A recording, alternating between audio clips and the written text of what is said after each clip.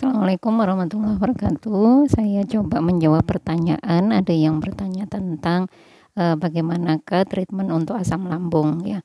Yang saya sarankan ini tentu saya berusaha untuk yang alami. Saya tidak menyarankan untuk menggunakan yang sintetik atau obat sintetik ya. Obat sintetik itu adalah obat kimia yang di situ bahan-bahannya yang murni adalah bahan kimia, bukan bahan yang alami. Padahal di sekitar kita ada banyak pilihan untuk mengatasi asam lambung dengan yang lebih aman ya. Ini yang coba diterapkan. Jangan saran saya jangan fokus di misalnya satu macam saja, ngoten nggih. Misalnya bisa pandan sama kunyit putih misalnya. Jangan fokus di itu, tetapi perhatikan apa yang saya sampaikan ini kepada pola sehatnya. Jadi apa yang harus ditreatmentkan dari pagi sampai kemudian malam hari. Ngoten.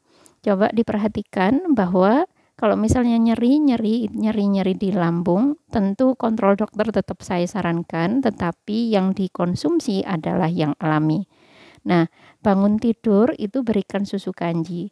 Caranya adalah 1 sendok makan kanji merek apa saja yang bisa kemudian dipercaya atau kemudian di situ ada tertulis BPOM misalnya, nggih. Nah, itu kemudian dilarutkan dengan air hangat-hangat kuku. Nah, air-air hangat kuku ini kemudian sekira-kira setengah gelas diminumkan. Kalau misalnya langsung semuanya bisa habis silakan, tetapi kalau tidak bisa habis sedikit-sedikit. Boleh ditambahkan agar ada rasanya. Kalau madu belum saya sarankan untuk asam lambung, khawatir ada beberapa yang makin mual.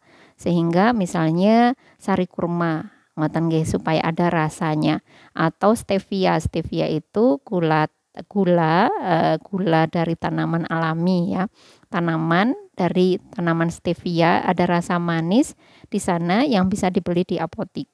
Nah, itu setelah susu kanji tadi itu diminum sedikit-sedikit boleh sampai habis. Kalau kemudian dilanjutkan boleh kalau ada kapsul kelora boleh diminumkan 1 ya, karena ini anak-anak usia SD ya.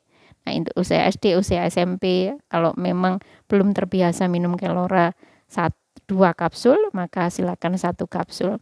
Nah, setelah kemudian lapar, perhatikan bahwa yang diberikan lagi silakan dipilih. Boleh susu kedelai, boleh kemudian air tajin.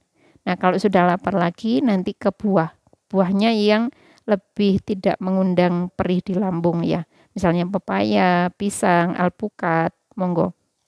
Nah, itu kemudian nanti lapar silakan menu umumnya dengan selalu sertakan sayuran.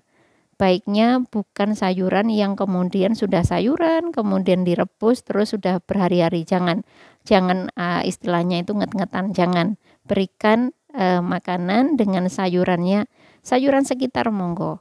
Bayam, sop-sopan, sayur asam silakan dikonsumsi. Dan perhatikan dalam masa-masa sakit ini nasinya sedikit saja, proteinnya yang lebih banyak supaya membantu untuk sembuh. Menu ini boleh tidak nunggu sakit. Ya, hari-hari biasanya boleh. Hari-hari biasa di menu seperti ini bahwa proteinnya yang lebih besar itu juga disarankan boleh.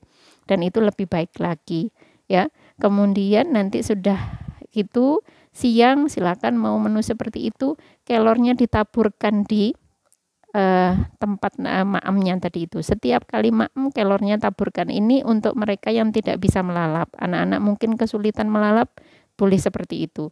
Tapi kalau mau diajarkan untuk melalap lebih baik lagi. Misalnya yang mana yang disukai? Misalnya sela yang keriting itu kemudian dirajang halus, atau kemudian wortel yang kemudian dipasrah halus kemudian di maem. Mana di ibu-ibu harus kreatif, silakan model nasi goreng yang masih anget-anget gitu ya. Misalnya sukanya nasi goreng, kemudian model anget-anget itu kemudian ditaburkan tepung kelor boleh. Tepung kelor ya apalah, kan saya sudah sering kali menyampaikan bahwa yang tidak dimasak itulah nanti yang akan menyembuhkan. boleh yang di mana yang disukai. Misalnya kubis di rajang halus atau seledri di rajang halus sedikit di atas nasi goreng yang sudah matang, masih hangat-hangat itu. Kemudian begitu seterusnya, minumnya usahakan infusa. Buat yang disukai. Misalnya sukanya teh ya. Sukanya teh maka aroma teh. Kadang saya belikan teh celup aroma melati, saya padahal di dalamnya saya buat infusa daun sirsa. Tidak banyak-banyak ya, daun sirsanya bisa 2 atau 3 lembar saja, airnya 3 gelas. Ya, diseduh ya, bukan direbus. Diseduh, dibiarkan lama, nanti warnanya seperti teh, dan itu kita celupkan teh melati supaya aromanya suka. Nah, di situ kemudian siang, pagi, siang, malam, buahnya ditaruh pagi ya, sarapan paginya itu diusahakan untuk buah. Kemudian untuk mengantisipasi nyeri setiap kali mau makan, nah ini mohon diperhatikan ibu-ibu ya, ibu-ibu yang mendampingi anak-anaknya. Nah itu mohon diperhatikan bahwa setiap kali makan susu kanji harus masuk supaya tidak perih. Itu. Nah itu kemudian ketika malam hari, nah malam hari itu adalah waktu untuk tubuh kita disembuhkan, tubuh kita bekerja maksimal untuk sembuh itu di malam hari. Silakan diberikan, boleh malam hari ya, boleh kapsul kelor, VCO. Ya, kalau habatus sauda saya sarankan harus sesudah makan untuk kondisi apalagi kondisi asam lambung karena banyak yang menyampaikan habatus sauda itu kalau sebelum diisi perutnya mual.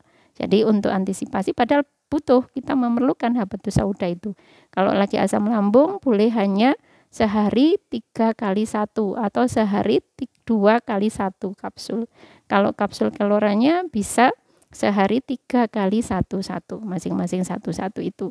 Monggo disiasati. Kapsul kelora itu adalah raw food yang dikemas dalam kapsul. Jadi berasal dari daun kelor yang dikeringkan kemudian dikemas dalam kapsul hanya untuk memudahkan bagi yang tidak bisa langsung raw. Kalau kemudian mensiasati ditaburkan di makanan juga boleh, mana saja boleh. Mudah-mudahan bermanfaat untuk adik-adik yang sedang asam lambung. Nanti kapan-kapan kita bahas kenapa asam lambung ini meningkat jumlahnya dan apa sebab-sebabnya. Wassalamualaikum warahmatullahi wabarakatuh.